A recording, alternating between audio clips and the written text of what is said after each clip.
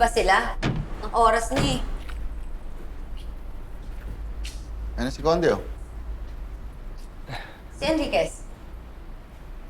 Hindi kami magkasabay. Sabi niya, didiretso daw siya dito. Pero mukhang nagdadalawang isip. Baka wala yung susuot. Puro pantalon lang meron yun eh.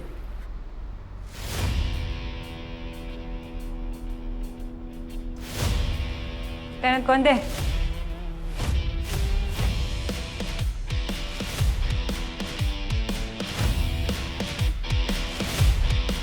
Enriquez. Sexy natin ngayon, ah. Ay, sir. Hindi naman masyado, sir. Pag natapos tong kaso, baka pwede naman. Mabas tayong dalawa.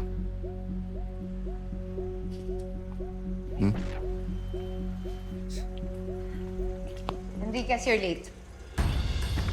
Pwede ba magseryoso tayo dito? Merong dalawang babaeng nawawala. Kapag hindi natin nahuli yung mga kriminal ngayong gabi, madadagdagan yung bilang nila. Sorry, partner. Ano, Enriquez? Ready ka na? Ready na, sir. And let's go. Kami lang ni Bobby yung papasok. Hintayin niya yung tawag namin kung kailangan namin ng rescue. O sige, dito lang muna kami sa kotse. Okay. Lock. Sige, sir.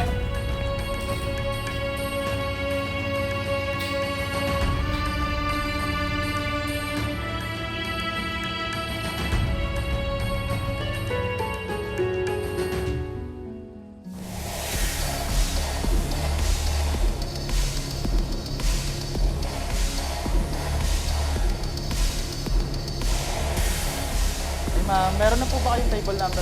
Ma'am, tatanong ko lang po kami table number. Meron na kayo, ma'am. Kuya, sorry. Ako na bahala sa'yo. Pasensya ka na, ha? Pasensya na rin po, ma'am. Sorry, kuya. Bobby, ano ba?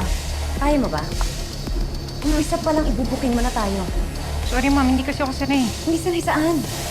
Nahawa ka ng lalaki? Wait. Na-experience mo namang magpunta sa ganitong lugar? Oo, sanay ako dito.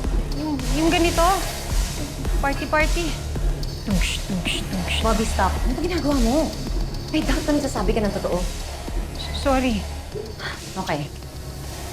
Yung walang kasama yung tinatarget ng mga kriminal. Kaya kailangan natin maghiwalay dalawa.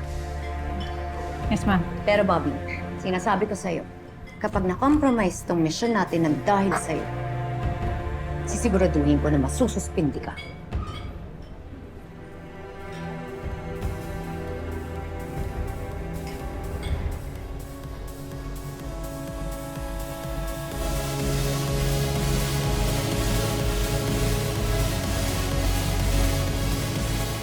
Hindi po, tita. Daan na po kayo. Tita? Ikaw nga naka-shades ang dilim-dilim dito. Tita ka dyan. At ako kaya ngayon? Ay, sa kono. Ay, thank you.